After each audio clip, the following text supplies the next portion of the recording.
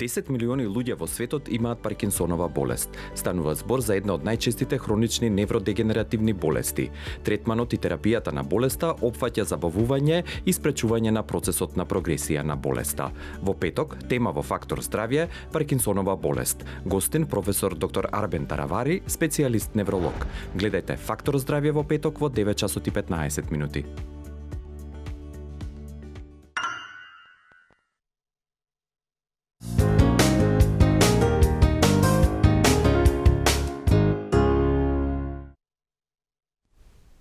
Иако е 1 април, ова не е шега, ова е новото продолжение од Фактор здравје. Ви посакувам добар ден и добре дојде со вашата здрава навика. Деталите и представувањето на емисијата следуваат веднаш.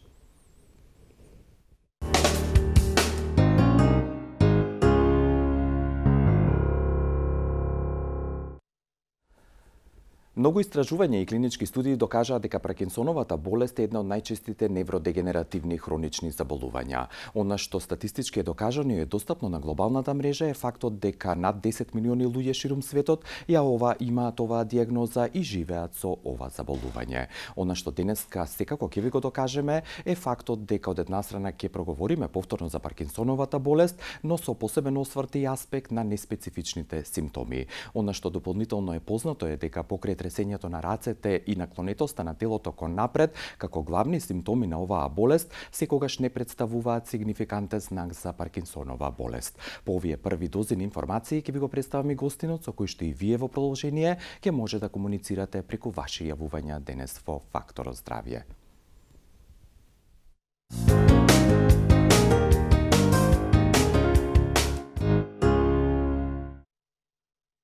За аспектите на Паркинсоновата болест со посебен осврт, би рекол, уште еднаш ќе потсетам на неспецифичните симптоми. Денеска во Фактор здравје ќе разговараме со професорот доктор Арбен Таравари, специјалист невролог, актуелен градоначелник на општина Гостивар и секако неговата научна и клиничка дејност ја извршува на Медицинскиот факултет во Скопје и секако во јавната здравствена установа Универзитетска клиника за неврологија, дел од клиничкиот центар Мајка Тереза во Скопје. Професоре, добар ден, благодарам што од Гостивар ова утро сте тука, како сте и што има ново? Еве, можеби со општина Гостивар да почнеме. Да. Благодарам на поканата, секогаш задоволство да се учествува во вашата емисија. Мило ми ете, денеска ќе збориме за некои други аспекти на Паркинсон. Обично зборуваме типично тоа што е Паркинсонова болест. Денеска се одлучивме да збориме малце за немоторните или вие кажавте неспецифичните симптоми на болеста кои што ја следат оваа болест, нели не се исклучени, симптоми кои што најпрво се јавуваат околу 20 години пред да се јават оние типични симптоми кои што често ги спомнуваме, тресење и забавеност, а исто така и за раниот третман на Паркинсоновата болест, кога и како да се започне со терапија.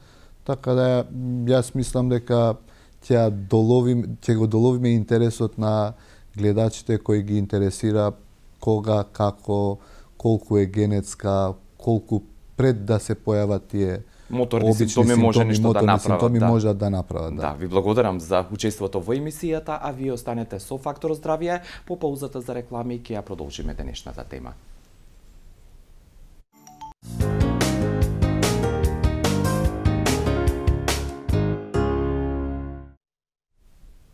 Со оглед на актуелноста на темата и денешната болест за која што зборуваме, Паркинсонова болест, ве поканувам во овој момент да бидете со нас и да ни се придружите со ваши јавувања на 6091-925 и 6091-924. Подсетувам, професор доктор Арбен Таравари, специјалист невролог, е денешен ваш и мој гостин во студиото на Фактор здравје.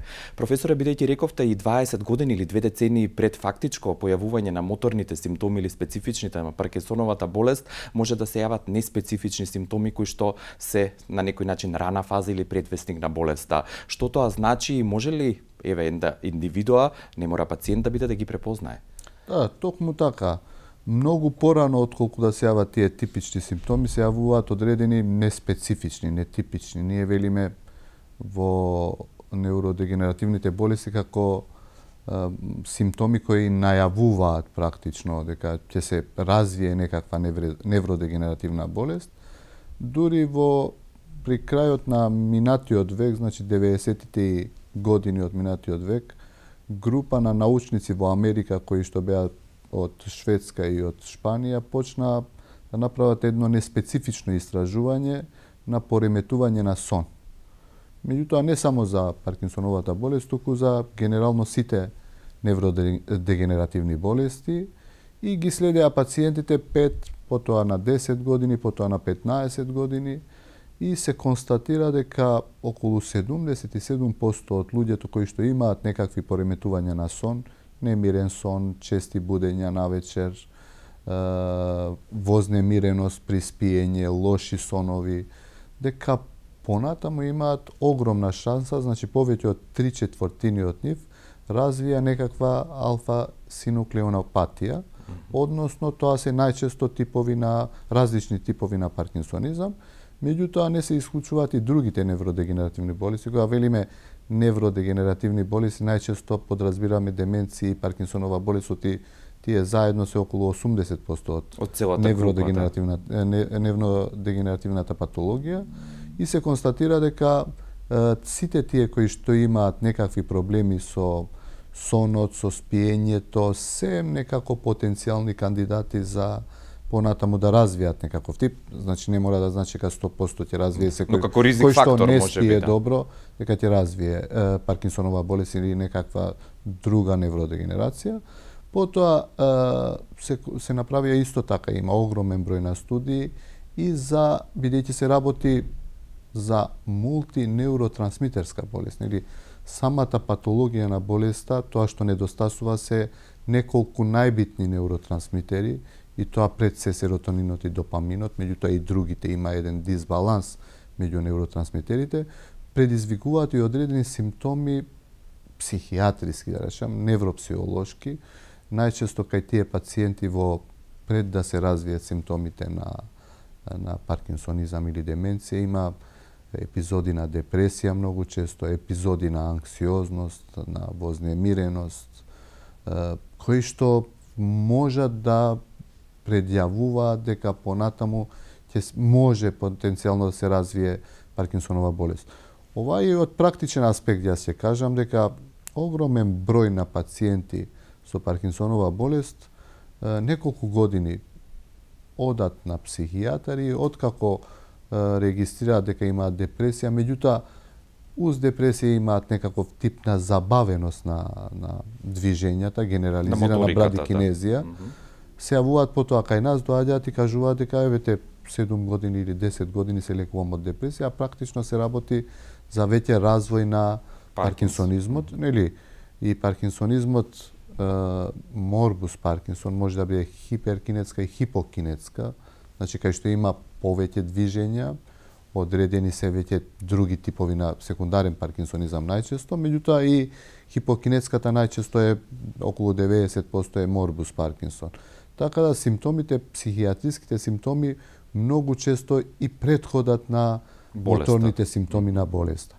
Исто така повеќето од пациенти, дури анамнестички често прашуваме дали имате проблеми со намален осет на мирис, хипоосмија, и повеќето пациенти добиваме, ако нема да грешам ако кажам дека 8 од 10 пациенти ни кажуваат дека пред да се развијат моторните симптоми на паркинсонизмот имаат намален осет, изгубен осет за мирис.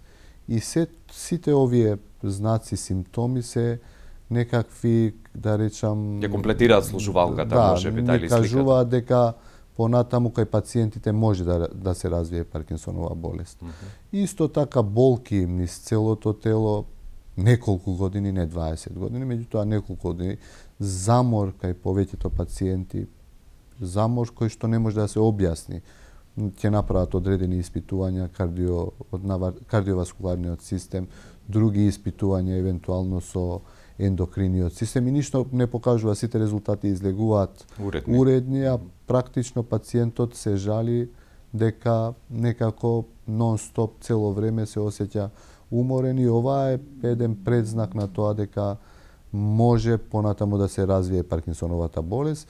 Една апатија кај голем број на пациенти кои што понатаму може да некако незаинтересирано за ништо, некако како да не го осеќаат животот како порано, не се среќни како што биле порано.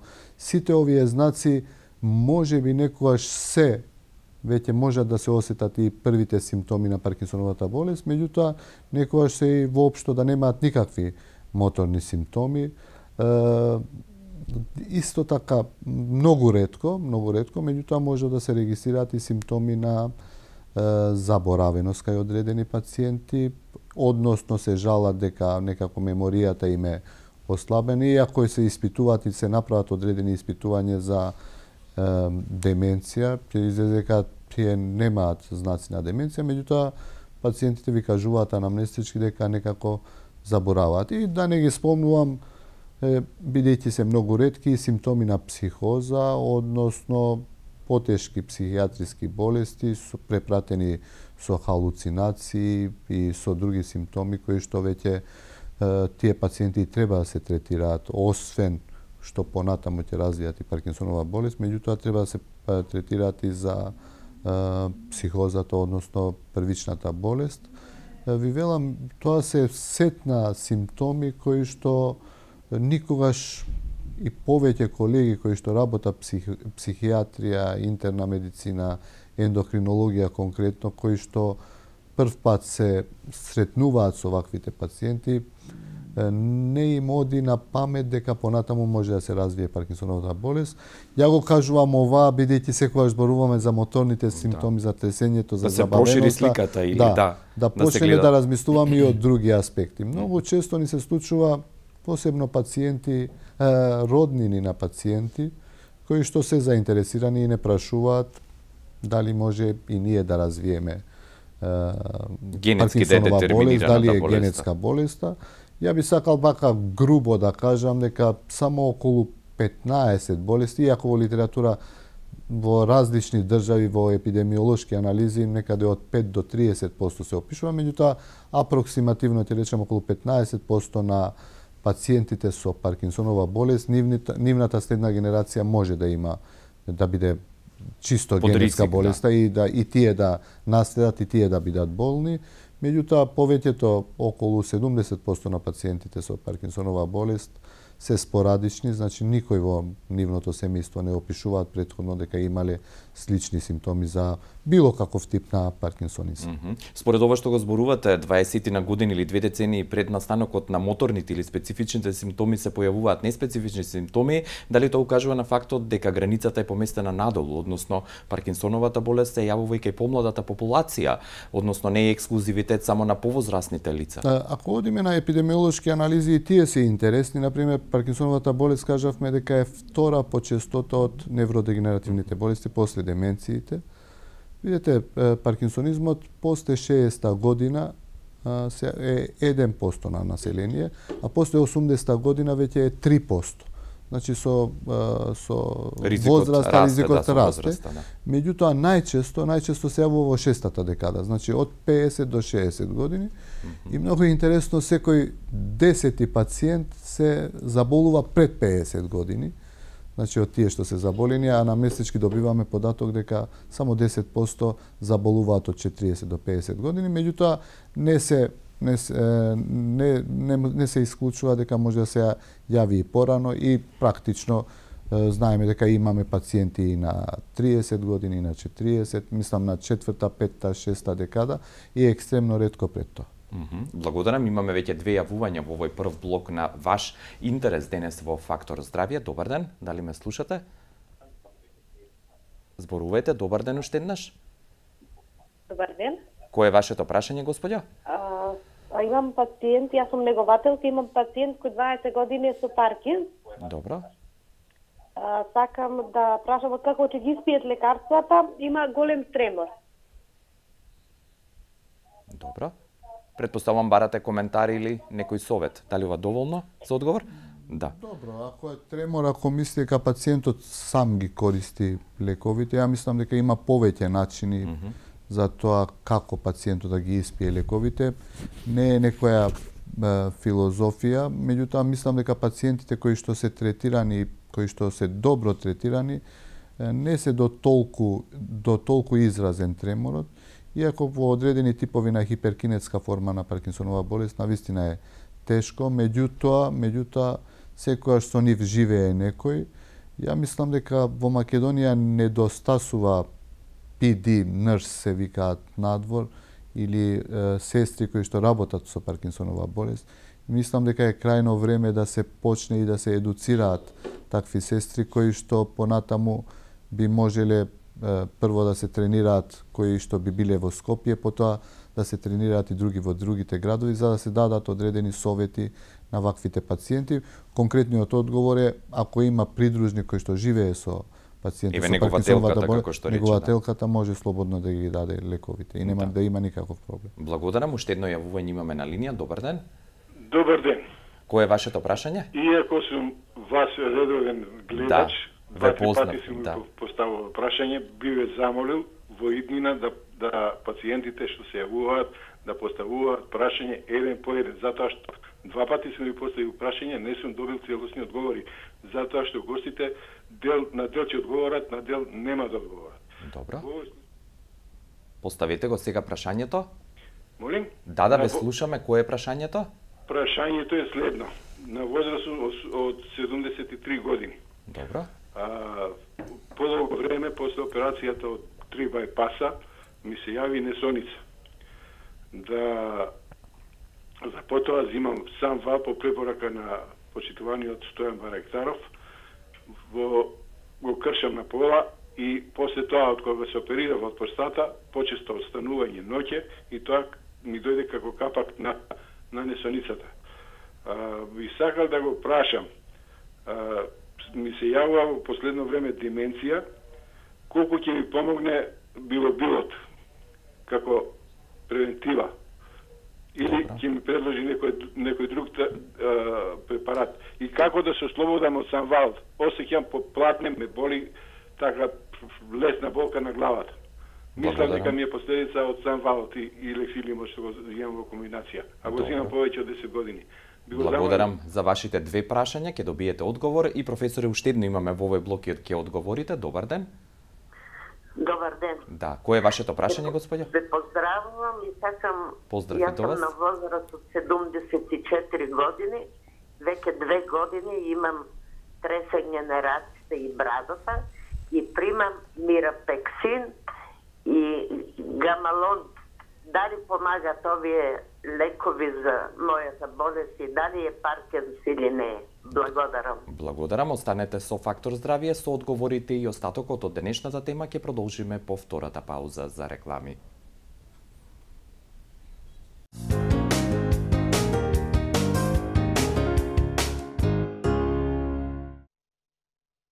Со задоволство ве поздравувам уште еднаш и ве поканувам да останете до крај со Фактор здравје и аспектите на Паркинсоновата болест со посебен осврт на неспецифичните симптоми. Професорот доктор Арбен Таравари, специјалист невролог, е денешен гостин во емисијата и секако потсетувам неговата научна дејност се извршува на Медицинскиот факултет во Скопје, кој што е дел од Универзитетот Свети Кирил и Методи во Скопје, а клиничката или практичната дејност во јавната здравствена установа Универзитетска клиника за неврологија, дел од клиничкиот центар Мајка Тереза во Скопје на 60919224 и 609195 и натаму ве очекуваме со ваши јавувања.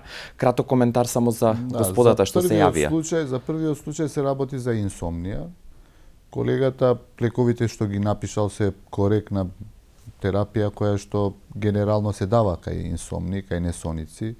Несоницата е проблем, посебно во ваков стресен начин на живење, посебно и ако имате и други патологии, а гледам пациентот дека 3 бајпаса спомена, да, имал проблеми со простата, така да или треба да се коригира терапијата или да се збори повторно со докторот за да му каже одредени начини на живење кои што помагаат во подобрување на квалитетот на спиење, за тоа се работи посебно кај инсомнии. Не знам сега, мелатониното е добар неуротрансмитер кој што недостасува кај повеќето пациенти кои што имаат несоница, така да добро би било да збори со докторот што го води за користење на мелатонин, за евентуално физичка активност која што е доста препорачлива кај такви пациенти. Исто така да се зборува евентуално, го спомна еден лек кој што може да се смени за кај инсомнии, веќе на големо се препорачуваат неспецифични, атипични невролептици, меѓу нив куетиапинот кој што е многу ефикасен. Меѓутоа генерално и неспиењето ствара и анксиозност, вознемиреност и преку ден. Затоа веќе во последно време и во препораките за несоница се дава и преку ден да се користи одредена друга терапија. Меѓутоа повторно да не биде вака даваме совети без да знаеме конкретно за што се за работи. повеќе детали, да. Така да моите препораки, ако кратко ги кажам 3, значи би било да се размислува евентуално за мелатонин, да се размислува евентуално за местосамвалот, евентуално неспецифичен атипичен неуролептик, куетиапин како препорака, и преку ден да се користи некаков лек, најчесто поради тие анксиозно се јавува, се препорачуваат SSRI, меѓутоа повторно оваа се само препораки, повторно треба со докторот да седнат, да разговарат и евентуално да се договорат како понатаму да продолжат. Да. И за другата пациентка која што кажа дека има на 70 и нешто години паркинсонизам и покажа дека има неволеви движења на лицето, кое што воопшто не е типично. Значи, ако користела прамипексол, ја би препорачала на гледачката уште еднаш да се консултира со докторот кој што го препишал прамипексолот. Прамипексолот е лек кој што се дава во кај Паркинсонова болест, меѓутоа оробукалните дискинезии, неволивите движења на лицевата мускулатура воопшто не се типични за Паркинсоновата болест.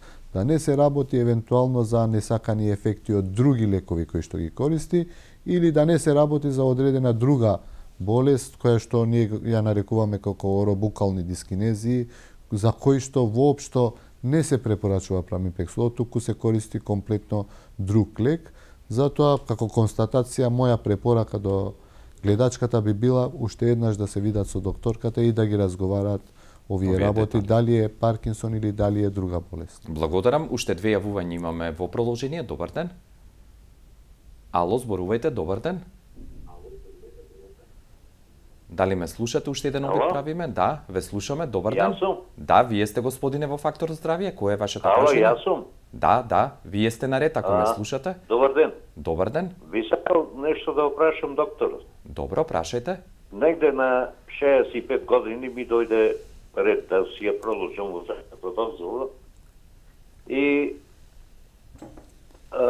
докторот тука во за некој сум добро, не е битно. Добро. Ми кажа дека страдам од Паркинс, ми препише левадопа, карбидопа, таму тие апчиња што се. Како прво би сакам да укажав на докторот да се занимавам со, уствари не се занимавам дека сум веќе пензионер, меѓутоа цел живот работам како електричар и употребувам десна рака за одвртување, за што ти ја знам, за завртување. Преморена ми била, преморена и през работата, била ставена и во лонгета и сите работи, меѓутоа тој сепак одврса дека сум Паркинс и дека меѓутоа сепак ми се подпиша на лекарството за возачка. Добро. И се така до 2019 година. На 2019 година дојде за да ја продолжам возачката дозвола, тоа беше 2014 предходното. На 2019 ми дојде да ја продолжам возачката и ми вели шо бараш ти? Ти си Паркинс, вели, тебе не ти следува возачка. А јас левадопа, карбидопа ги имав кажано, ти видов дека дефинитивно не ми помагат и не е то Паркинс. Самиот си заклучив дека и се консултирав со други луѓе, со други стручњаци лекари и додуше не од истата сама сепак. Кој е прашањето, ве молам, зашто не чека уште едно јавување? Да, кој е вашето прашање? И да ви кажам, мислам, се доискажам. 2019 година го отвора компјутера, прицка на компјутера, шо бараш, ти рече, ти си Паркинс. Да, ве молам, ако имате прашање, сепак не чека уште едно јавување. Благодарам за вашиот интерес, што го споделивте вашето пред се искуство со нас. Ало, добар ден. Дали имаме уште едно? Да, кој е вашето прашање? Поздрав до доктору, посебно го ценам. Драго ми е ако не се веќе занимава со политика и се во обрне на медицината. Добра. Поздрав за такви доктори. Благодарам. Моето прашање е во врска со брат ми. Брат ми е 82 годишен човек, не му е снимана главата, јас има тремор, за забравеност не, меѓутоа има проблеми со простатата, меѓутоа не е хиперплазија на простатата, меѓутоа има некои лекови исто за ова, мокрењето нормално навеќе станува се. Мене ме интересира, он пие еден лек само, го водат како Паркинс, ама главата не му е снимана. Значи, има ли потреба по знакот што он има тремор и по едни негови искажувања, јас гледам дека он халуцинира и не му верувам, се лути дури. Значи, сакам да кажам дали има потреба да му направиме некоја снимка за главата и дали Б-комплексот бил штетен, не требало да се дава Б-комплекс при Паркинсовата болест. Ви благодарам за вашите две прашања. Еве конкретно прашање. Значи, првиот случај не мора да значи секој Паркинсон дека треба да му се одземе возачка дозвола. Апсолутно има Паркинсонова болест, посебно во првите фази, тие можат да возат и да се имаат возачка дозвола, до фазите кога веќе има компликации, кога веќе речи и работи како електричар господинот. Да, кога веќе е забавен многу пациентот, изразени одредени други симптоми, треморот не може да функционира, во тој случај може да не се продолжи возачката, меѓутоа генерално имаме пациенти на 50-60 години кои што работат и може да возат без никаков проблем. За вториот пациент, значи на 82 години, не мора да значи секое тресење дека е Паркинсонова болест дефинитивно, посебно по напредната возраст се случува да повеќето луѓе веќе имаат тремор, меѓутоа тоа не значи дека е дефинитивно Паркинсонова болест. Дали треба снимање, може да направи, меѓутоа се уште поставувањето на дијагноза за Паркинсонова болест доволно е самата клиничка слика. Да, и тоа ќе ве прашав. Само контролата. Да. Се остануваат критериумите од англиското здружение за Паркинсонова болест, Brain Bank критерија од 1983 година, кои што безпрекорно важат. Значи ви треба да има забавеност кај пациентот, тоа е главен кардинален симптом, и уште еден од другите симптоми кои што се моторни, или тремор, или ригор, или постурална нестабилност. Значи, ако има забавеност и тресење, тогаш е Паркинсонова болест. Ако има забавеност и вкочането, повторно има Паркинсонова болест. И ако има забавеност и нестабилен од, фестинација со телото нанапред, со ситни чекори, тогаш се е Паркинсонова болест и пациентот треба да се води како Паркинс и треба да се разговара уште еднаш со докторот. Во одредени ситуации на пациенти им даваме само еден лек и сосема е доволно, посебно кај повозрастните пациенти кои што се осетливи на одредени групи на лекови, бидејќи тие лекови кои што ги даваме знаат да причинуваат и други нус ефекти, така да и целта е, предпоставувам, да не прогресира болеста, да може да се стопира. Дека мора да се направи, не мора да се направи, треба да се разговара со докторот кој што го води пациентот и да се договорат како понатаму. Да, уште две јавувања имаме на линија. Добар ден. Зборувајте, дали ме слушате? Добар ден уште еднаш. Јас сум во емисија. Да, господине, вие сте, ве слушаме. Наред. Имам јаки повреди и од тогаш имам зуење многу во главата и некогаш притисокот ми опаѓа на промена на времето. Кога е сончево, многу ми зуи главата, а кога е тмурно, опаѓа притисокот и зуењето неподносливо. Не можам некогаш ни да размислувам што треба, како треба. И имам на раците, некогаш ми трпнат раците, како да е гумена раката, ја дигам и раката не е како ластика. Ми се котката како ластика. Викам, дали е можно тоа, котка е. И додека да се вратам во состојба, ми треба, да кажеме, пола, сега минута отиде веќе. Минута отиде. Добро, предпоставувам барате некој совет. Добро, благодарам за вашиот интерес и уште едно јавување ќе вклучиме. Добар ден. Добар ден. Добро дојдовте и вие, господја, и вам исто. Сакам докторот да го прашам. Да. Јас примам инекција на клиниката, Добро. а не сум примила година и пол. Тремор ме водат и друго ништо не зимам. Дали е познато какви инекции или треба да ни Не, објасни? не знам, сега инекции за тремор не постојат некакви инекции, меѓутоа постои тремор кој што не е паркинсонизам, посебно есенцијалниот тремор кој што е релативно чест, кој што е многу наследен. Ако имал некој во семејството, есенцијален тремор, шансите се огромни и во следната генерација да има повторно тремор, така да и да се јави порано отколку што била во претходната генерација, така да не постои некаква инекција која што помага кај треморот. Ја барем не знам таква инекција, можеби постои нешто, меѓутоа не сум прочитал за такво нешто. Добро. И за првиот пациент кој што гледач што ни се јави беше со тинитус, значи со зуење во главата и ушите и оттрнатост на прстите. Овој период, пост-ковид периодот е чуден, можеби за мене. Многу поголем е бројот на луѓе кои што имаат тинитус, зуење во ушите. И ова најверојатно ќе треба да се испита и ќе се испита во светот и ќе се каже дали се тоа пост-ковид компликации кои што се јавуваат.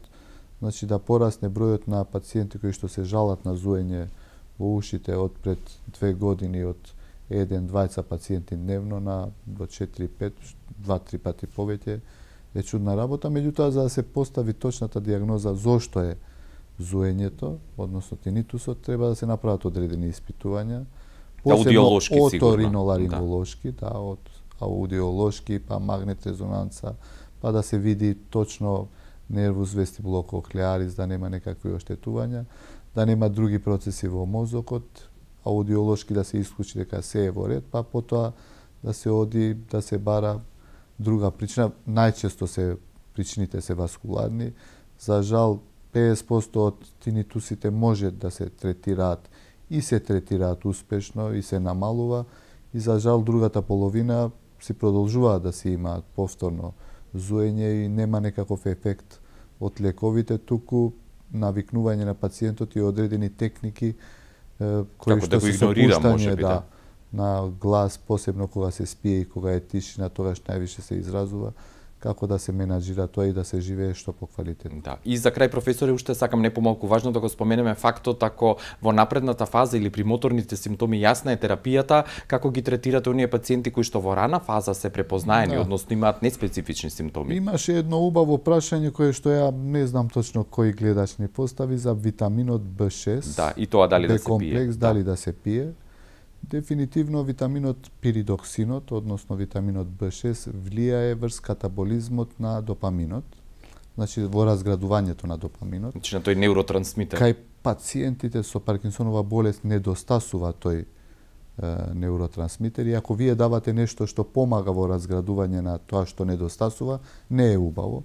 Затоа и често им препорачуваме на пациентите не за тиаминот за B1, не за рибофлавинот за B2, не за цијанкобаламинот витамин B12, туку за пиридоксинот, за витаминот B6 не е препорачливо кај пациенти кои што боледуваат од Паркинсонова болест. Ние често зборуваме за леводопа терапија, за прамипексол што спомнуваат пациентите, што во раните фази на болеста, дали постои симптоматска постои, дали постои етиолошка терапија за Паркинсоновата болест. За жал, се уште не постои етиолошка терапија за Паркинсоновата болест. Дали постои терапија, најчесто или на некој начин да се одложи, што подоцна да се појави. Или да се превенира. Да. За жал, и тоа не постои. Меѓутоа, постои група на лекови за кои што постојат докази дека некако најдобро влијаат во раните фази на болеста. Тоа се групата на МАО-Б инхибитори, моноаминооксидаза инхибитори, инхибитори на еден ензим кој што го разградува исто така допаминот, односно помага во разградување. Тие се тие лекови кои што се користат. Порано беа многу скапи, ги немаше во Македонија, сега во последно време ги има, за кои што се мисли дека добро делуваат кај сите невродегенеративни болести. Цената е пристојна, ја мислам дека наскоро треба да биде и во позитивна листа на лекови. И тоа е единствениот лек кој што се дава во рана фаза. Исто така постои група на научници од Хрватска, предводени од професорката Маја Релја, кои што направија еден фантастичен труд за мене, следени одредена група на пациенти со еден лек кој што амантадин сулфатот, која што е случајно откриен како антипаркинсоник, е дадено како лек порано за инфлуенца, за грип, и констатирано е дека пациентите кои што користеле амантадин сулфат во раните фази на болеста, практично многу подобро и поквалитетно помалку се развивала болеста во однос на пациентите кои не го користеле. Да. Така да овие два лека ја би ги дал како најчесто лекови кои што можеби можат да влијаат во некаква превентива на раните фази на Паркинсоновата болест. Значи, уште еднаш, МАОБ инхибитори и амантадин сулфатот како лек кој што го вбројуваме во антихолинергици, меѓутоа не е антихолинергик. Да, ви благодарам професор, уште многу аспекти има за оваа болест, за некоја следна прилика тоа ќе го оставиме. Благодарам за вниманието, среќен пат до Гостивар и до некое следно видување, секое добро. Ви благодарам за можноста, се надевам повторно да се видиме. Секако, со задоволство, професор доктор Арбен Таравари, специјалист невролог и актуелен градоначелник на општина Гостивар, беше денешен мој и ваш гостин во емисијата Фактор здравје. Благодарам за вниманието и уживајте. Пријатно.